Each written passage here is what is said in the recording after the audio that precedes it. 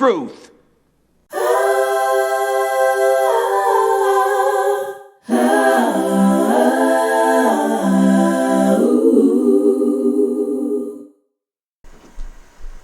Good afternoon, everybody. I hope you're having a good day.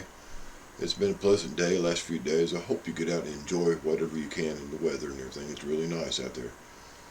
Right now, I want to kind of talk a little bit about this 3i Atlas thing that they've been talking about so much recently. You know, we started hearing about it so much last month it was, but they knew about it beforehand. In fact, we uncovered evidence that they knew about it back, I think it was 2014, was the first notification of this thing. So they've known about it for quite a while, but it's really become prominent now, of course, recently. If y'all didn't know, the letter I, well, they say it may mean one thing. It is the 9th letter of the alphabet, so it might be some significance. But anyway, it's been coming in for a while, guys, and it's really approaching. It's going around the backside of the sun. It's going to be coming close to Mars and then heading off and making another, I guess, close bypass later on in the year. I'm not really sure. I'm not really keeping up with where it's going to go. Just what they're telling us on TV and news and everything else like that. So anyway, I'm kind of wild about checking things. I question everything, guys. I really do. I try to question everything that's going on. And so that's my thing. And so they told us that this thing come from out in the heliospace. That's when they first started noticing it coming into our solar system and everything. Been tracking it ever since. Well, I did some checking about speed. First thing was question about speed of light, and I was surprised at what they told me on that. I won't relay that to you. That the speed of light actually is not 186,000 miles per second like they told us. I know a lot of you learned this in school just as I did, and a lot of other people, that is the speed of light. Well, that's wrong. Wow, did not know that. And actually, the speed of light is 299,800 something thousand miles per second. All right. But what this 186,000 miles come from, the speed of light, that is the speed limit inside the universe. I didn't know we had a speed limit in the universe, but we do. 186,000 miles per second is the speed limit inside the universe. Also found out that there is a speed of darkness.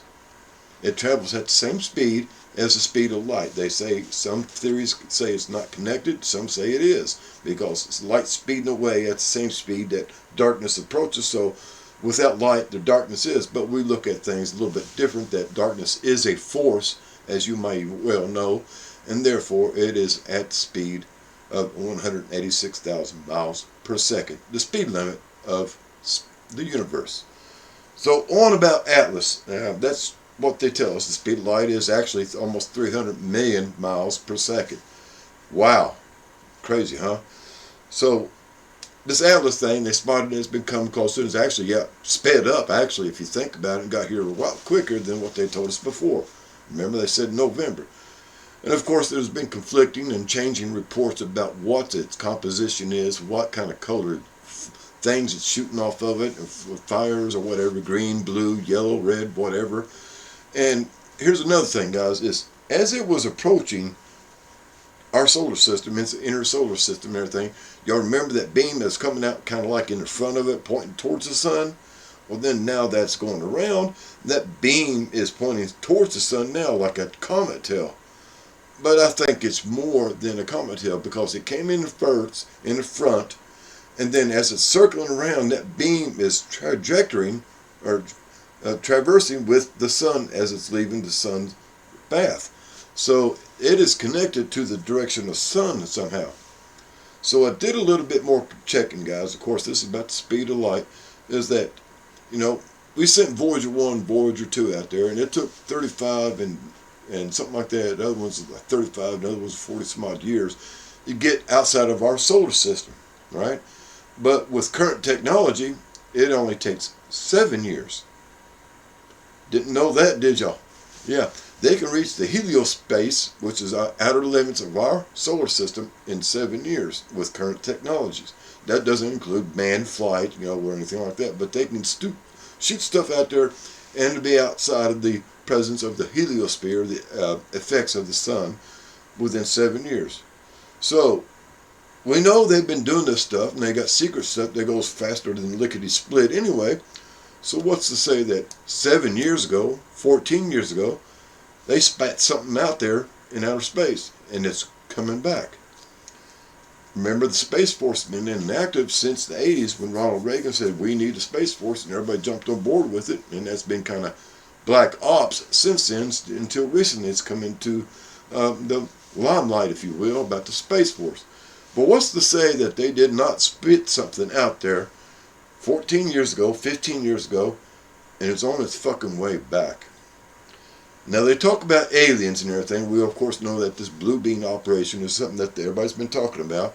But if they have physical proof that something that was created long ago, kind of oddly shaped and spoke kind of weird technological language and everything, numbers and symbols, whatever, we would call them aliens.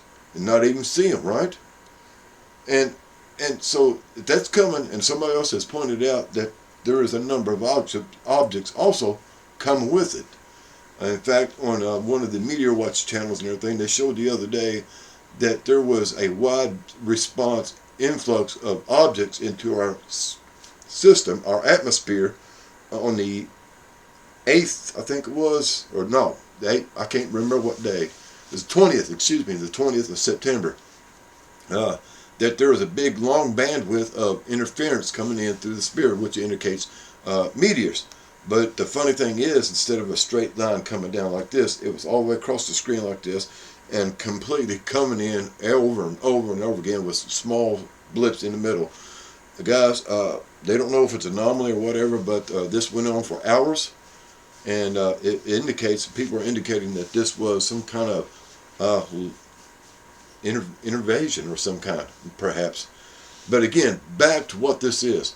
14 years ago, it is not unreasonable to consider that the world governments, United States or others, sent something out there and it's on its way back that would enforce their idea about the blue beam operation and the alien invasion.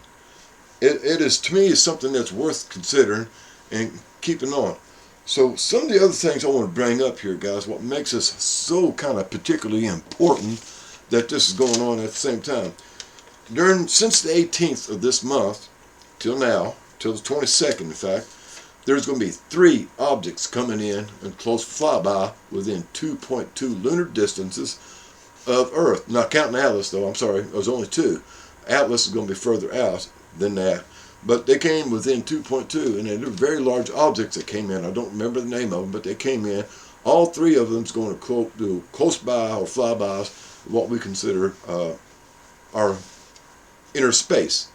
So that went on. Also, we have the solar eclipse that's going on at 3:41 on the 22nd.